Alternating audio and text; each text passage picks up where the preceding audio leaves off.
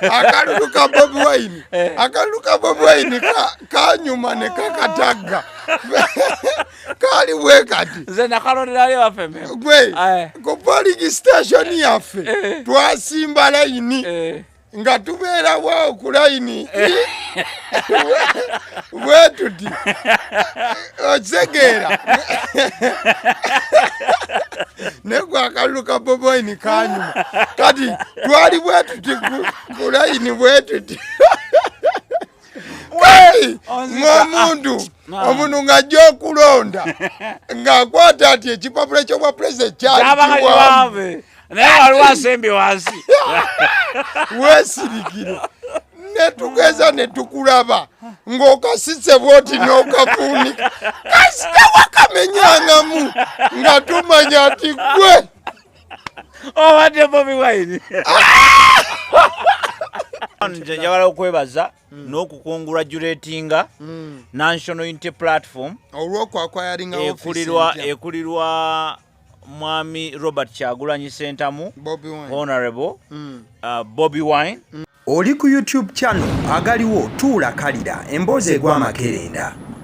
Mukwano gwange embeera yasse kiriba kya ttaka mpawo atali kyambala buli wogenda maaso n'okuba nti ogiwulidde wonna w'oba oyita ky'olina okusalawo kwe kubanga okola si kukolerera wabula kukola ekyo ekisaanidde nabwe kityo osobola okuba nti yoleka omukululo abasiddi omusunsuziri erinnya eryange agaliwo ye YouTube channel kwoli nabwe kityo tuba tusonze ebigambo bye tuba tukozesa okulaba nti tulina omukululo gwe tuleka ogwo ogusaanidde ku ludda luno ndi ne Mwami Obote agenda maaso n'okuba nti nno abeeyanjulira tugambe ebigambo.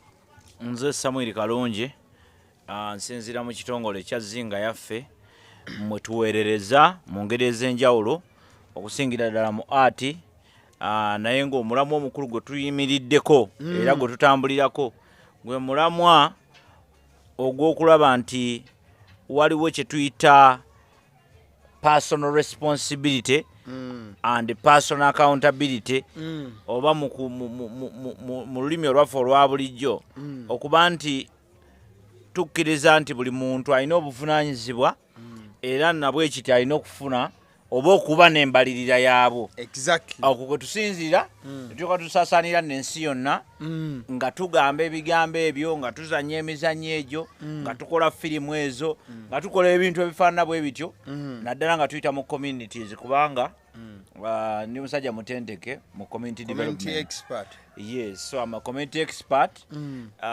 bye twogera tetubijja ku tetubyogera lwa mpulira gye tuwulira tetukolera nnyo ku feelings nti twanyiize nnyo oba twasanyuse nnyo oba twakoze ki naye tugezaako okufollowinga oba okugoberera principles entuufu ez'obulamu oba eza society nga bwe erina okufaanana so kyekituyamba okuba nti tugamba ebigambo oluusi ne tunyiiza abantu abamu ate oluusi ne tusanyusa abantu abamu naye nga mu kigendererwa kyakyo kyonna tuba twagala okujjukiza abantu kubanga tuba tujjukiza bujjukiza abantu nti balina obuvunaanyizibwa n'embalirira tosobola kuba nti you cannot stay without that. It is just the way it is. Katonda bwe yali atonda yatonda eggulu n'ensi ate n'atutondera n'atuwa obuvunaanyizibwa omusawo abeera musawo najjanjaba buli omu alina otwala obuvunaanyizibwa taata abeera taata maama n'aba maama enkoko n'eba enkoko embuzi n'eba embuzi kyovula nti olumu abantu bakola ebyembuzi ne tubagamba nti eyo mbuzi ate oluusi oli n'akifuna mu ngeri eri kaleeta obuzibu bw'amaanyi kati okwewala ebyo byonna tulina just kwejjukanya tutegeere obuvunaanyizibwa bwaffe n'embalirira kale thank you so much thank you that is Mwami Obote for you. Okugenda direct mu nsonga ezigenda maaso n'okuba nti zitambula mwana mulenzi amanyiddwa nga Big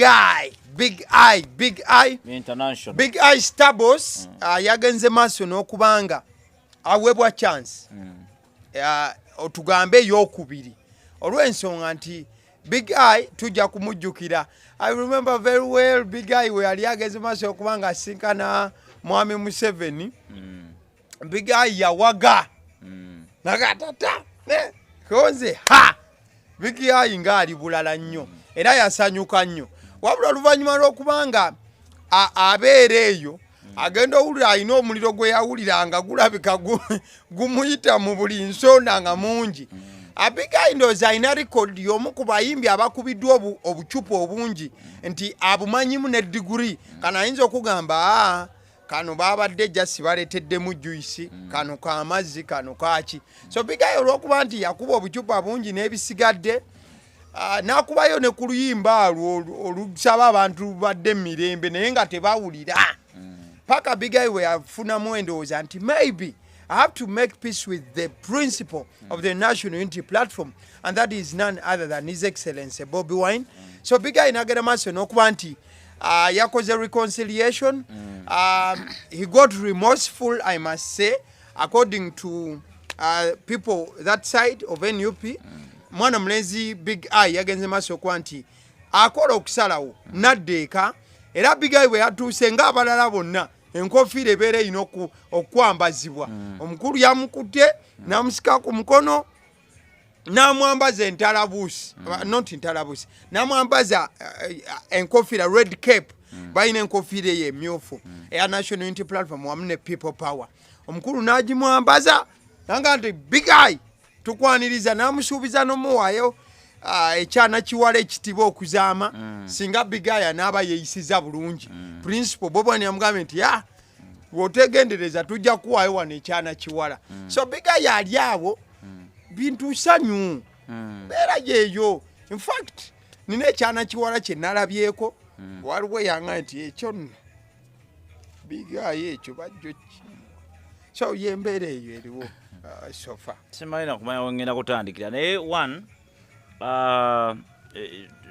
twetaaga bwetaazi kwongera kwebaza Katonda nti ffenna yatutonda nga tuli bantu. Si kyamagezi kulowooza nti omuntu afuuka omuntu ow'amaanyi ennyo kubanga atasisinkanye omuntu omulala. Si kyamagezi. Kiyinza okuba nga kiri trendy, kiyinza okuba nga kirabika bulungi. No, it makes sense in a perspective nti osanze omuntu gwe celebrating. Badde nsaba njogera ebigambo byange tobicompromisinga, tugende maaso. Bwe mbadde nsaba si mu bubi. It's fine. Nti nkugambye nti twebaze Katonda olw'okuba nti yatutonda nga tuli bantu. Oyo omwana omulaba agundi Lukiya muntu nga nze, nga naawe bw'oli omuntu nga nze, nga n'abantu abalala bonna bali abantu. Ontegedde bulungi nnyo. So kyandibadde nga kyamagezi okusooka okurespectinga ekintu kye bayita humanity, obuntu. Nga tuleme kuwagira oba tuleme kwagala bantu olwa factors eziri wabweru w'obuntu. Oba ntegerekeka. Tuleme kuwagira bantu oba tuleme kusanyukira bantu oba tuleme kubeera mu mbeera ya kusanyukira bantu olw'ensonga eziri wabweru w'obuntu. Obuntu bwe busooka, obuntu bwe buvaako ne kuddako bye tukkiririzaamu n'abantu be tukkiririzaamu ne bye twagala. Kati ebyo bivaako n'ebirala bingi ne bigoberera. Naye ng'obuntu kyekisooka. So nze njagala first of all okwebaza principal Bobi Wine olw'okuba nti yazze. One, I congratulate them because I think that's the most important part. In this scenario. Tetwandirabye ku Big Eye nga bamwambaza enkofiira oba oli awo nga ekitongole tekigguddwawo officially. So one njagala okwebaza n'okukongratulatinga National Unity Platform ekulirwa Mwami Robert Kyagulanyi Ssentamu Honorable Bobi Wine aka kuba bwe muyita Bobi Wine bamunzizeeyo eri wange ewaffe mu art ate feri ewaffe mu art ebintu biraba bulala. So njagala nnyo mukumire mu kitiibwa kye obwa principal wa NUP nti one twagala okwebaza and want to congratulate you kubanga nti Bobi Wine yatandika ekintu kino sagala kosa kigambo nga asaaga yakitandika ali serious kucho ndowooza mulembe gwa kantinti lwe bamugjayo.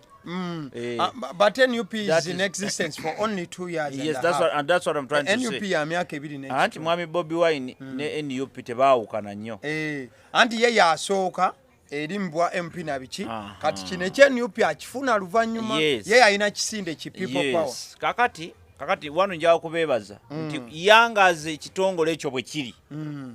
Nja kwegatta ku maloboozi amangi agagambye nti bazimbye balina one kati balina ekitongole wobasanga nti ne bwoba kuba holding accountable wolaga era kati nze kubanga lulikamu obako ne gwolya bwembako ne gwolya no avu ngenda wali kugundi ku unity platform nembagama bannange wano waliwo obuzibu so kiki ngeza kugamba nti I want to congratulate them njagala okwebaza principal in that aspect ne team yonna omuli aboogezi omuli abakulembeze bonna secretary kugamba yonna gundi eyo neeke oba seeke balina seeke yaabwe banneeke yaabwe so seeke eyo eyatuula wano nesalawo okuzimba tu nesalawo okuteekateeka ate 3 netuukiriza ya stories ombadde nzikola kwagaliwo zonna so twagala azizinga yaffe on behalf of zinga yaffe I want to take this opportunity to thank National Unity Platform for first of all being an exemplary NUP ekoze ng'ekyokulabirako an exemplary entity evuddeyo neteekawo amaka agajjudde.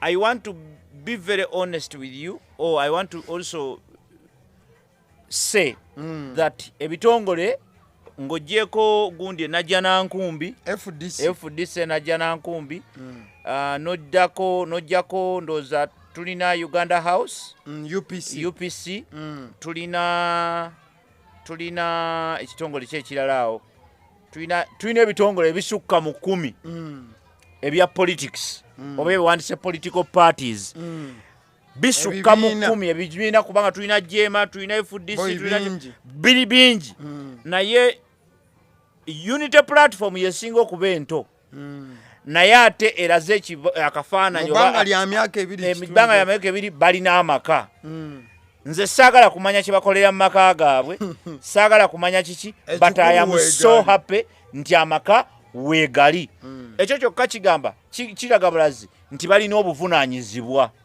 ekyokubiri waliwo kye bagamba nti akezimbira tekaba kaki kato kino kyokka kiraga nti ne baba babawadde obuyinza basobola okuzimba eggwanga kuba mu myaka 2 baba basobodde okuzimba at least we babeera mutiyagaaso oyo yenna mu bizibu byonna mu kubasiba mu kubawamba ng'olwaleero basobola okuba nti balina woobasanga nti bw'oba oyagala kugenda ku National Unity Platform olina woogamba nti okwata lino n'olaga wano kabonero akalaga nti ne baba nabo bakutte eggwanga basobola okulikulaakulanya to a certain level. Tetujja kugenda mu details ndala zonna but kano kabonero akalina kye kalaga nze I appreciate it and I want to appreciate Bobi Wine as their leader and all the leaders munup ontegedde about this achievement for that matter. Yes, for this matter and sincerely I am so happy about it. Nasanyuse nnyo as a community expert. Nze bwe ndaba ebintu ng'ebyo bye bikola ki development in the that community. Is a development ezeewo. Ekyo kiraga nti n'omuntu omulala yenna nga kubanga nagamba amaanyi g'obukulembeze amaanyi ga opposition yonna kulaga bantu nti I am better than abali mu buyinza nsinga abakulembere nti bw'oba oyagala opposition yonna amaanyi gaayo ffe bwe twali mu 18 I think 1789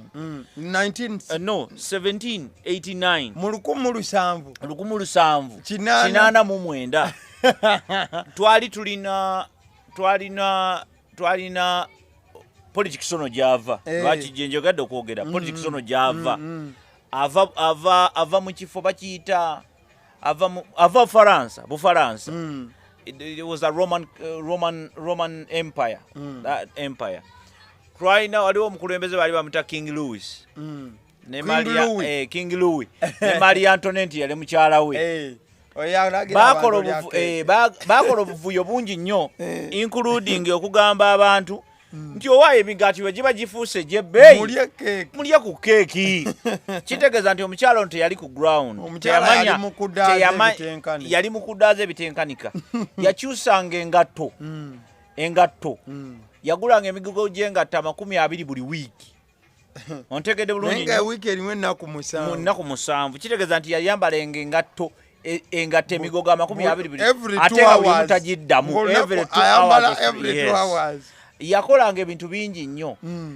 Naye ekyaleetera aba Napoleon okwekyanga bave mu system eri eyali ey'abalangira okukulembera tuyingire mu system ey'abakopi okukulembera oba ey'abantu okwerondera omuntu gwe baagala nti ffe twagala Abbas, ffe twagala Lukia, ffe twagala Gundi.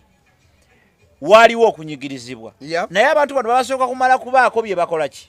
Era nze nsekerera abantu abatamanyi okugamba oyo Bobi Wine oyo talina nze I don't look at him that way because omusajja gwe bayita Napoleon Bonaparte omanyi omulimu gwe yali akola? No.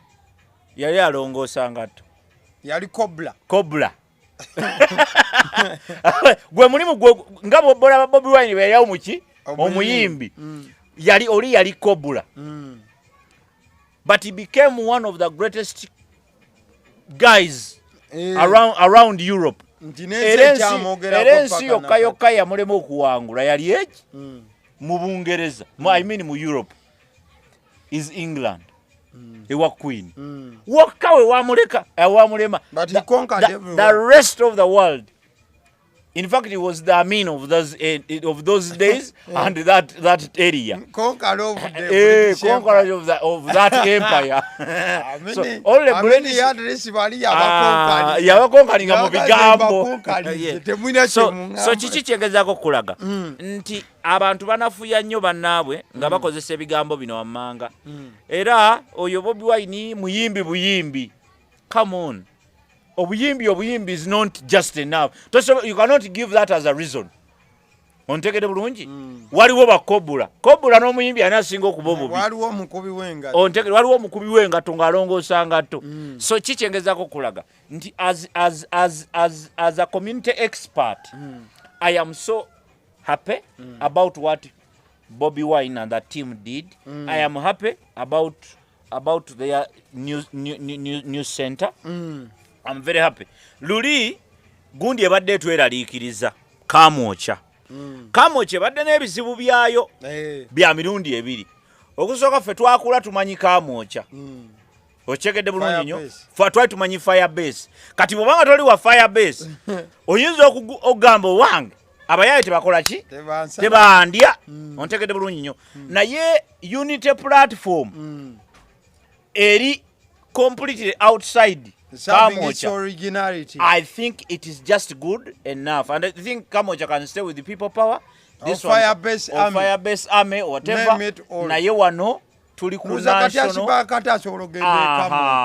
national unity platform. So for that matter, I am happy about them. It is a success. They have registered a success. Let them celebrate it. Era sikiririza muntu yenna agezaako kunafuya. Kubanda byeka abavubuka abekozaakoze obuntu obutategerekeka nga newaabwe tebazimbangayo yadde akasisi. Anti Bobi Wine baadde bamulumba lwa nsonga. Baadde bamugamba nti naddala ku Twitter baadde balaga ebizimbe ebikadde anti sebo temulina kye mwazimbye wabaddewo ebizimbe ebikadde. No, I did a story n'ennyonnyola cause Bobi Wine later he replied with a post nga nnyonnyola nti ekituufu cause Bobi Wine alina plan gye yali yalaga ennene. Naye pulani eyo tebakizimbye ekizimbe ekyo Bobi Wine kye yalaga. So Bobi Wine oluvannyuma yannyonnyodde amazima. N'agamba nti tetwakoze nga twadde tulina kukola ki kukola. Ekituufu ebizimbe bino ebyabadde mu maaso twabikozeeko renovation. Kakati kuba nannyonnyola nti waliwo n'abali balaganda tuli mu Uganda lwakuba tuli mu Uganda erimu abantu abalina obudde obungi abantu bangi balina obudde bungi and omanyize bwe nkola plan y'ennyumba yange nsobola gisazaamu overnight ontegedde so don't waste my good time ontegedde bulungi bw'ogula ekizimbe abazungu bagula ebizimbe everyday oli waddemu kimenya oba okutandikira ku ekyo ffe ennyumba gye twakuliramu twagigula ku muzeeyi Mulwana the late gye twakuliramu ontegedde bulungi nnyo naye ffe twayongerako bintu biki birala naye tetwajjawo foundation so kikyengezaako okugamba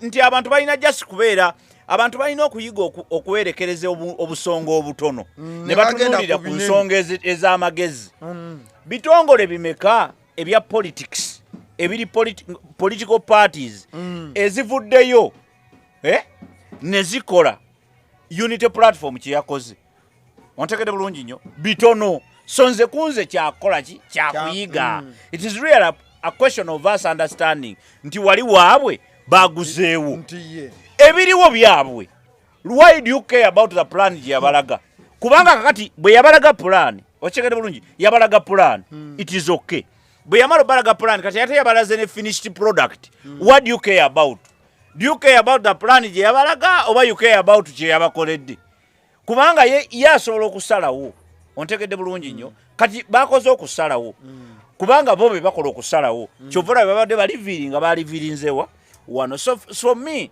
ekyo sandi yagadde nnyo bantu kukirowoozaako nnyo naye balabe kuki ku Nankani nga banoonyereza ne NRM yakola ki weyazimba otegedde oba weyagula nga NRM otegedde bulungi nnyo so kikyengezaako anti kati ye problem nti leka tubeere baamazima onenya omuntu ow'emyaka ebiri mu system okuba nti azimbye ennyumba newankubadde nakyo kituleetera ebibuuzo naye ate anti kituleetera ebibuuzo kubanga oli ajja gamba anti oli asobola okujja n'agamba sente bo baazijjeewo amangu ago olaba ab'emyaka 3 tebannazimba ontegedde bulungi nnyo kakati uliriza anti totandika obuzaabuza omulabi so the idea is tukkirize ekintu kye bayita appreciation tukkirize okusiima Nuupu yakoze ekintu ekyobuvunaanyizibwa nezimba amaka gaayo batono ebitongole byonna ebya politics be bayita political parties bingi tebirina amaka bitambulira mu nsawo z'abantu pipipi zanyi ndikuagundi so the idea is this to applauding Bobi Wine for having made that move we must agree ontegedde bulungi nnyo waliwo ebitongole birala bingi ebya politics UPC ina amaka ffe tulina amaka gaffe wano ku Uganda House ffe tulina amaka ku Uganda House era tolina kyotukola ki kyotugamba ontegedde FDC erina agaayo wali erina enajja nankumbi ontegedde bulungi so kitegeeza anti ne NRM bagenda jigoba kuba epangisa so kikyengezaako okulaga nti tukkiriziganye omuntu bw'akola ekirungi tukoki tukisiime ontegedde bulungi nnyo bw'akola ekibi tukikondeeminge nze sikkiririza muntu kulaba kirungi n'akikyusa n'akifuula ekibi nzikiririza nnyo omuntu nti ekirungi tukikkirize Bobi Wine n'ekibi tukikondeeminge kyembasaba anti nkyali ku gundi ku system eyo yemu kyenjagala okubasaba nti ku Nuupu tusaba batekewo office ekwasisa empisa ffe gye tuwaaba kubanga bwadde ne ligambwa akaani nnyini lyo batuteerewo ka office we tugenda ffe abatali ba Nuupu ontegedde bulungi nnyo oba oliawo ffe abaali aba people power oba abali independent abakyayagala okutegeera what is Nuupu abakkiriza mu nkyukakyuka tuleme kubeera nga tukwate kubo tugendewa nga tebatukubye emiggo yadde tugambako bagende batusomese nti banaye bwe tukole emirimu bino bye tulowoolezaamu batuteerewo office eyo then office ekwasisa empisa tubeereko gye tuwaabira abantu bano abatuyisa obubinza waliwo omwana yagenze n'agamba ti ogwo omutwe ogwo kuba nayogera ku people panangabo gwo mutwe ogwo gwokozesa kusala ekkubo omanye kitegeeza ekyo ekegedde ako video omwana we bwalika gwako n'alaba comment eyo nti taata wawe bamugamba gwosaze ekkubo naye ndi munnyonnyola nti nali nnwanirira ggwanga lyaffe kubeera better place so kikyengezaako kugamba nti nupu tusaba etuterewo ekifo wetugenda obanga suggestion box obanga ki nga tusaba tugende faba nga tetwambadde bukofiira tetukoze eki naye nga naffe tuli bannankyukakyuka nga ate tukyanoonya tukyatagala tugamba tugende mu fuupu tetugitegeera tugende mu nupu nayo tulaba batuvuma bubi nnyo tugende mu NRM tetukyasobola tugambe nti katuli awo naye nga twagala enkyukakyuka so batuterewo office tusobole okugendayo twebuuze bye tutategedde tubikole ki tubitegeere bwaba wakoze empisa embi omanyi waliwo bino ebimotoka balirabe ku kimotoka ekikuyitako bwe kiti nga kya company ng'emabega kiriko for bad driving call this number kati naffe twetagayo this number abayisa bubi mu society nga banuupu gye tunaabawaabira kubanga bo batulumba bwe tubagambako nga beekweka mu nuupu era ffe ziba nuupu kati olaba bwovuma Bobi Wine olaba bwonvumye kati monvumye kati ovume Bobi Wine muvuma principle okyagedde kubanga ye era bo bayaye nnyo balowoozesa ensi nti bw'owagira Bobi Wine olina nabo bawagira azifu balina kye bakola bo nabo bawagizi kyokka nabo baagala bawagirwe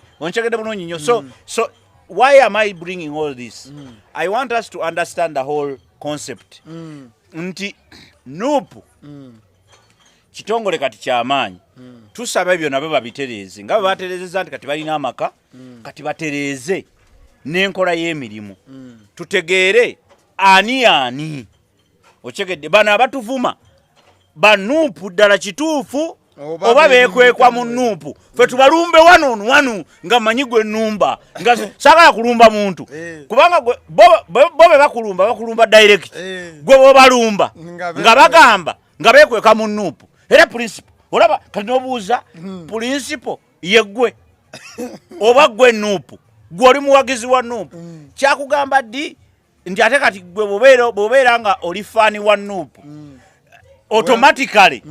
automatically gwe nuupu ani agamba kubeera gwe nuupu kitongole kirala n'ebigambo tubimanyi National Unity Platform naye kati gwe wafuuka ddi National Unity Platform kakati we need to understand that analogy and understanding the whole idea of nuupu then but with that information kyenali nkusaba luli era kyenali nkugamba nti nuupu erina okuvaayo naddala abakulembeze abagikulembera naddala omwogezi wa nuupu aveeyo atisi batuwe buli wiiki batuwe ku briefing batubuulire kiki ekigenda maaso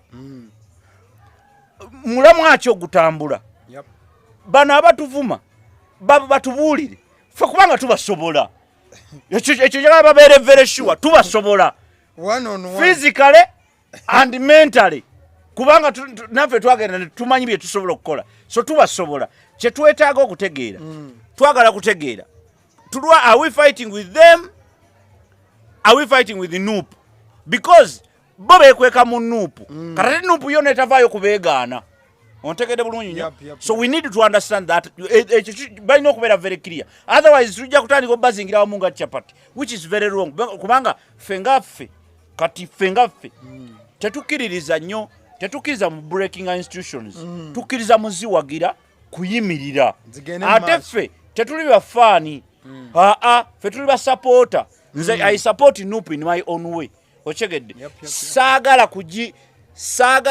sirifaani waayo nti buli kijja tugende bugenzi tugende no I support by supporting I mean I'll blame where it is supposed to be blamed I'll condemn where it's supposed to be condemned and I will say let's go forward where I'm supposed to go forward and that is for us and that is for our communities because at the end of the day oli bw'ayambala akakofiira najja nampemula omwana wange atunuulira n'abuuza so what is this in other words ono ali mu kuwemula ng'ayambadde akakofiira ka nuupu ali mukutta linnya lya Nuupu.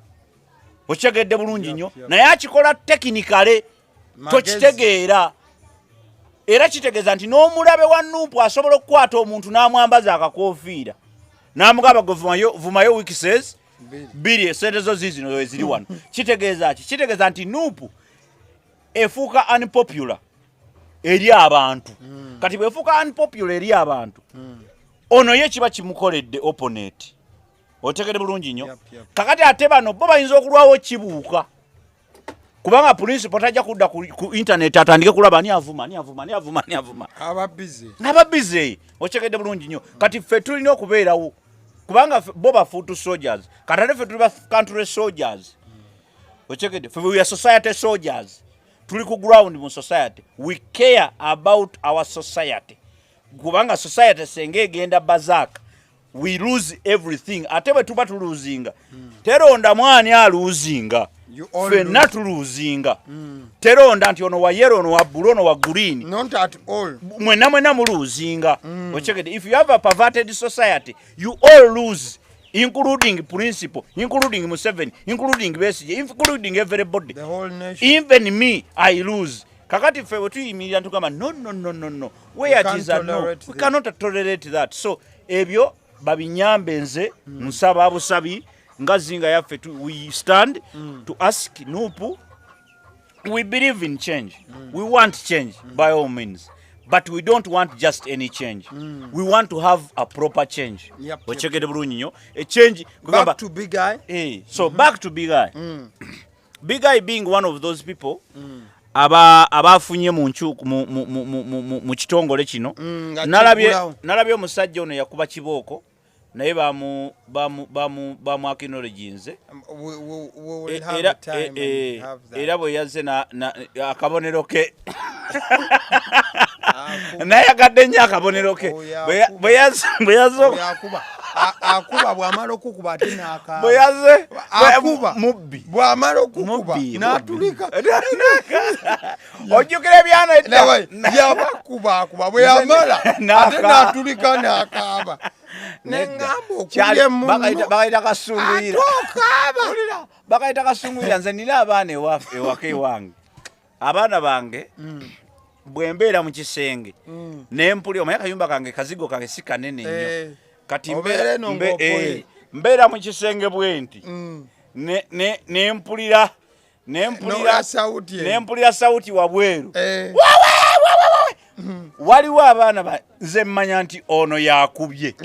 Sente akusooka kukola ki? Owulira buwulizi sauti nga buwa neŋŋamba wano. Si waliwo manya akubye. Ne gwe bakubye. Kati ebiseera ebisinga amanyi n'okkuba ye n'asooka okukaaba. Era ajja emisinde mingi omuwulira mu ddiiro. Ageetuuka mu kisenge n'omubuuza obadde ki? Okoze eki? Ogenda okulaba nga munna ate naye atuuka mu bijja bikaaba. So kitegeeza kugamba nti ebyana bwe bityo mu nsi gyebiri. Kyekaabya naye ate nga kyekikubi banne baakyo. Kyansanyusiza lwa kabonero kaakyo. Bakigajjawo mu mitingi epoliisi bwe kyamaze mu mitingi nakikola kiti. Kabonero nja bakuba. So it's okay. Back to Big Eye. Me I support it. To Big Eye. Abantu abo batategeera Big Eye. Sagala nyoko. I hate talking about people. Yeah. I really. No, we are talking about the act and everything around it. That's why mbadde nkulaga the other ngajagala kuwa conclusion. Yep. So that for you get what you want from it. So Big Eye kuba nti y'omu ku baafunye mu kintu ekyo mu kugulawo mwenda mwalabe bamutaddeko akakoofiira and all that. Nze kyansanyusiza kuba Big Eye mukwano gwange. Owaddala mukwano gwange. Mumanyi bulungi naye amanyi. So mukwano gwange. We have met in several places and we have shared quite a lot. Some light moments. Yes. So Big Eye okuba nti yafunye mu kintu kino mu ngeri efaana bwetyo, I am happy about it. Naye nze nina obulumi mu kyo nti Big Eye kyeki kye nasoose okugamba nti humanity first. lwaki omuntu abeera appreciated only when he believes in you. Why do you make a society so small, that you only make sense if you are friend to our boss?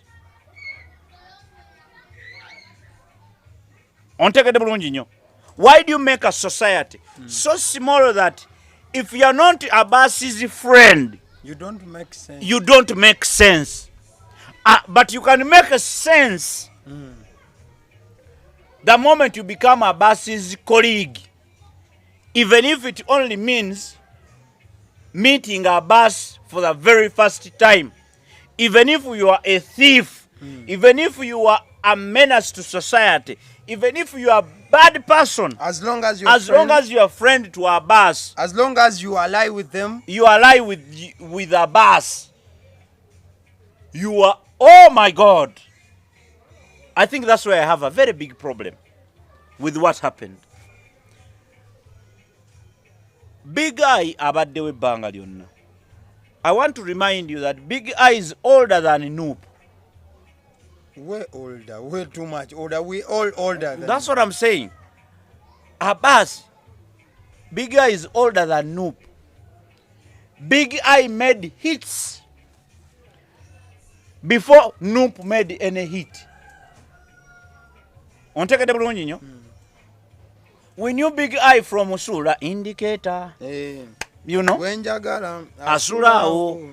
Ochekedde bulungi nnyo. So, and those were big hits mu Uganda. Ochekedde bulungi nnyo. Yep. So kikyengezaako kugamba nti society yaffe tuginafuyiza. Bwe tuginafuyiza, ekyo ntera nnyo kigamba nti tetunafuya society. Gwali awo andaba tonafuya society kubanga gwolina by'ogyagalamu. Eno society gy'olaba yeekuleze. Esobola okufuukira ekizibu. Esobola okukuwanda.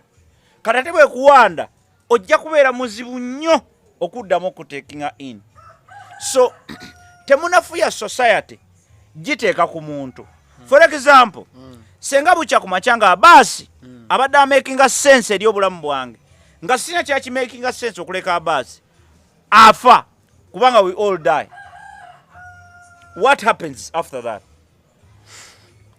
Tragedy. About what happens to me nze abasigaddewo.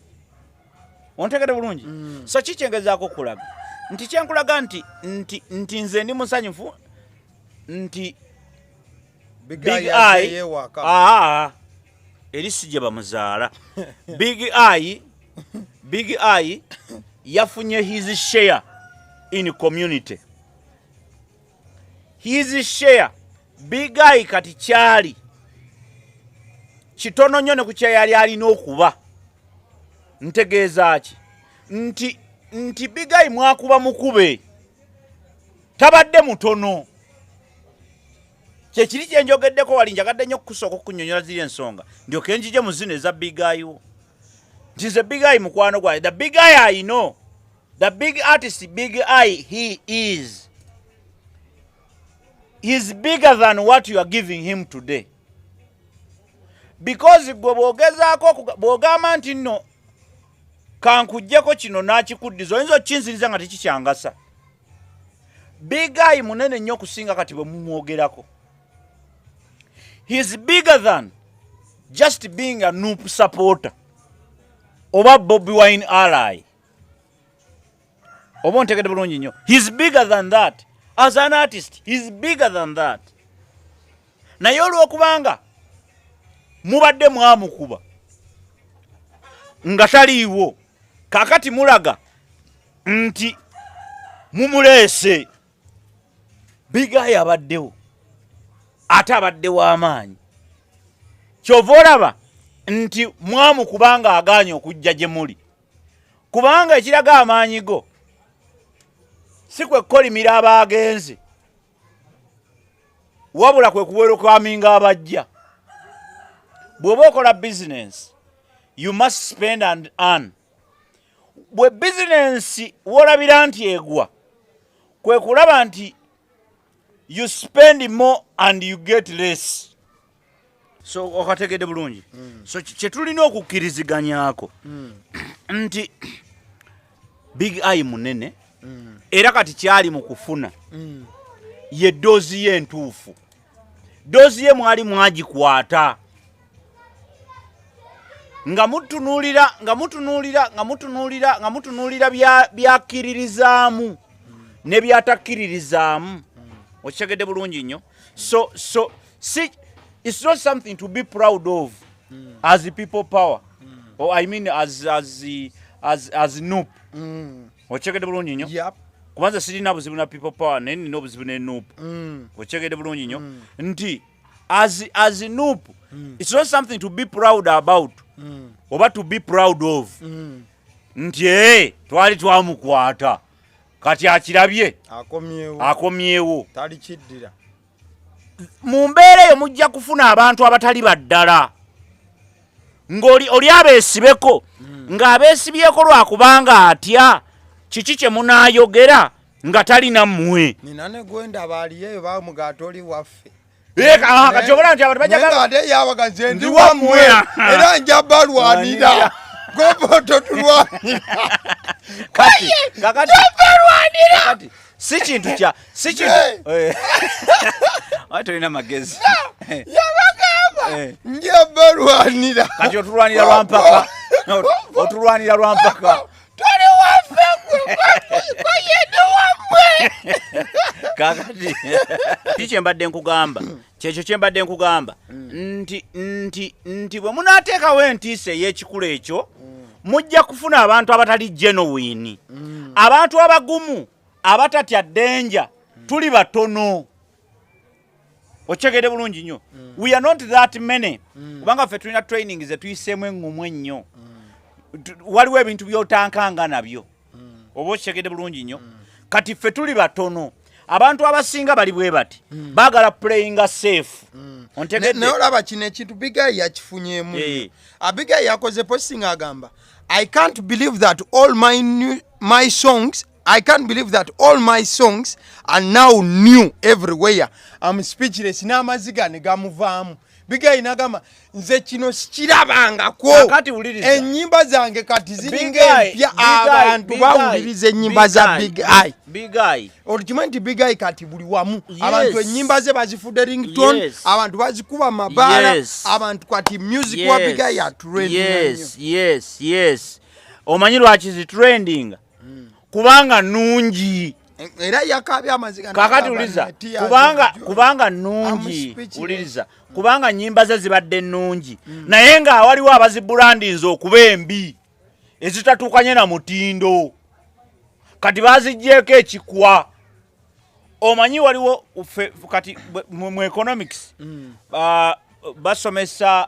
basomesa gundi trade embargo. Yabeerawo wano mu Uganda ku gundi anti-economics omuto. Manyi economics alimu emirundi economics alimu emirundi esatu. Mulimu kamasi owa sole proprietorship ye kamasi, then ne wabaawo economics gwe wandiise micro, which is micro, the one economics micro, then macro yoli omunene ali broad atunulira, in fact yatandikira ku national income, GDP and all that. Yes, so naye waliwo kye bayita trade embargo. Basobola okuteekako trade embargo yali ebaddeko wano mu Uganda nga emmwanyi zaffe kofi waffe bamuganye okusala ogende e Kenya. Ebiseera ebyo Amini yali afuga. Kati olwokuba nti yalina ensasagge. Kati ensasagge ye nereeta embirigo. Abantu ne bateekawo trade embargo. Ng'emmwanyi ze tezikkirizibwa kusala ki? Nsalo. Naye ate nga zaali nnungi nnyo. Kakati ate Brazil esinga okulima emmwanyi around 70 awo. Around that 70 to 34. Bafunamu ekyeya kyo emmwanyi ne zifa. mu Brazil ne zifiira ddala ebyaddala kati bwe zifa ne babeera nga ekifo kyokka ekirimu emmwanyi ennungi Uganda kyokka ng'ate nga zinayita wali ku nyanja yes ng'ate ekiseera ekyo ate nga Amini bamutaddeko trade embargo yakagoba abayindi mu 62 ontegede bulungi kati embirigo nejja nga yakika kya waggulu kati mu 72 not 62 around 72 years jingana so ekizibu ne kijja nga kinene nnyo kati mu kujja nga kinene nnyo ne abantu ne bafuna obuzibu era abantu bangi bafiira ku Lake Victoria walinga omuzungu omu azigula omuzungu omuzungu oyo yali alina emmwanyi besi y'emmwanyi naye ate Nairobi naye ng'omanye engeri gyattamu abantu omuzungu oli yalinanga akanyonyi chopa nga chopa nga muba ne kase ku nnyanja najja ne babateekako ennyonyi ng'abipiikinga ku maato tabipiikinga ng'amaato gabeerawo okubba emaali naye nga mwayagala mugwemu munda mu mazzi era abantu bafiiranga mu mazzi nga babasinde ekyo nno nakitegeerera ku ki nkitegeera ku taata wange mubuuza mugamba lwaki abantu bafuluma eggwanga bana bagenda simanyi budabbi simanyi wa nga lwaki abantu bafuluma eggwanga ate nga balaba ebintu bino nagamba buli mulembe gubaako ebintu ebyekikulu ekyo nagamba ffe twabeerera abatoototo yeyambula esitoola eyo bulungi nnyo negamba ebintu biba biri serious nagamba yes kubanga nze namugambanga nnyo nemugamba naye lwaki gwe teweesimbawo temutugasizza nagamba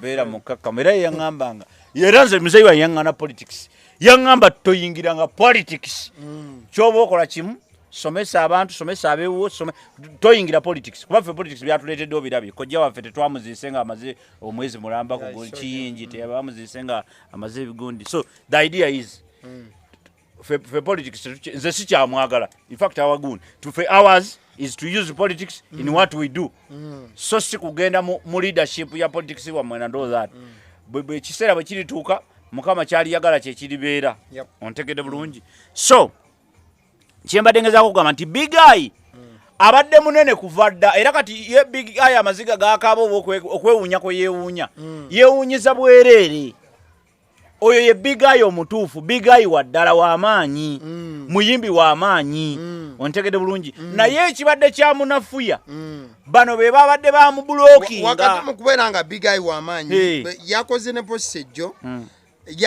era Big Eye yali maziga ne gasanyu yagambye nti confirmed 7th January 2024 Dubai 8th January 2024 Abu Dhabi batandise kubanga babukinga Big Eye ku shows zebweru zokka yes agenda bweru wokka kakati mbadde nkugamba nti ekyo kituufu era bajja bikola naye balekeraawo okunyigiriza abantu kubanga tebali ku sayidi zaabwe olw'ensonga bagenda kufiirwa ebintu bingi anti abantu bano lwaki tebabeera ku sayidi y'abantu kyekikulu anti kati wuliriza gwe sayidi y'abantu nakubuuza wano osooka okunyinyonnyola abantu be baluwa n'abatali bantu osobola kinyinyonnyola n'oŋŋamba nti bano be bantu abambala bbulu oba bano abambala yero be bantu oba bano be bati be bantu tulina kukkiriziganya bukkiriziganya nti tulina okusikiriza bw'oba oyagala muwalawo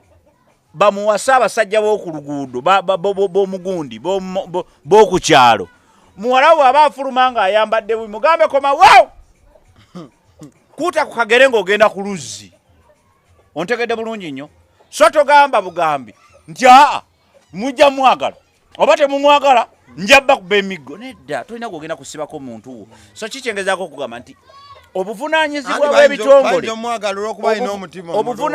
bw'ebitongole bino oba biwandiise political party kulaga maanyi ge birina okukira ku ekyo ekiri mu buyinza abantu balyoke bajje banjo kiyingira naye buli lw'onootiisatiisanga abantu ojja kufuna fake results otya ojja kutiisatiisa lukiyo n'omugambe bw'otayambala akakofiira ka lwedi tetujja kuwa mulimu tojina kyojja kubeera era tugenda ku blocking tojja genda kuyimba Dubai tojja genda kuyimba South Africa oli agambe nti owange kale abeerewo ng'abalimu nga talina mmwe mutuuke ekiseera ekyokulonda agenda alonde mulala ng'ate abadde nammwe mugende obala obululu nga tebuwera kankuddiremu nze nina kojja wange sijja mwogera linnya kuba kyaliwo mulamu yesimbawo naye ng'alina effujjo yesimbawo yalina effujjo ng'alina effujjo nga ku kyalo bamutya era nga buli omu amulaga nti gwe waffe ebiseera ebyo yalina pikapu akati nga bagenda balonda yali yesimbyewo oba byali byakyo oba byagundi simanyi ndoza tebyali byemupi kuba yesimbawo ne ku bwemupi leeta n'amala n'akikuba n'ayitamu n'anyumirwa naye olwasookera ddala yavuga abantu abawera 10,000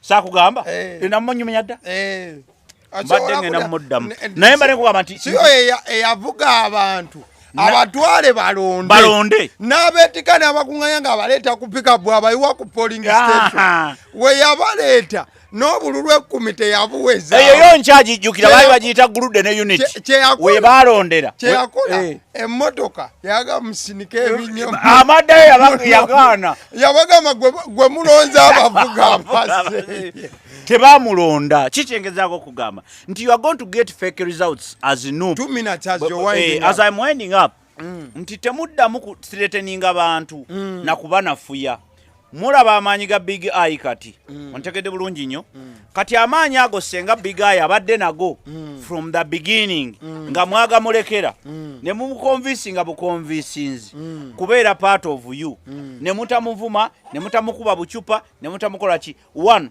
big eye today would be in a better position musically today big eye yandibadde alina sente obusanga ezisinga kuzakola ki zalina naye bwe mwamukuba ne mumukakanya n'abeera ng'atya n'okugenda ku stage kati obudde buno we yandibadde abagasiza ennyo tabagasizza kati adda buzzi ki adda buzzingulu yeddaabulula kitegeeza ki nti ate biga ye abadde mulungi nti abadde honest naye abalala batali honest bo bakyali nammwe batya kyemwakoze bigayi kyemwali mukoze bigayi kyebatya okubeera nammwe kati challenge eri nti bwe banaagenda kukulonda tebagenda kutaali ebintu biyinza obutataalinga na kyemulina ng'ekifaananyi mulina kirala naye ng'abalonzi nabo bali beki balala oli atuuke ku polling table bw'ati atunule mu bbaafu atunule eno atunule n'eri nga talina gwalabawo amulaba luli sebo twali tubalaba akola luli twajja ne tugamba sebo tulina gwe tulabye ali eno wansi gwe kagunyumize kalulu kaluli gwe kagunyumize kalulu kaluli by the way kalulu ka Bobi Wine ndozaze ke kalulu ke nasokolonda president walonda anja kubunda gwe mbulira walondani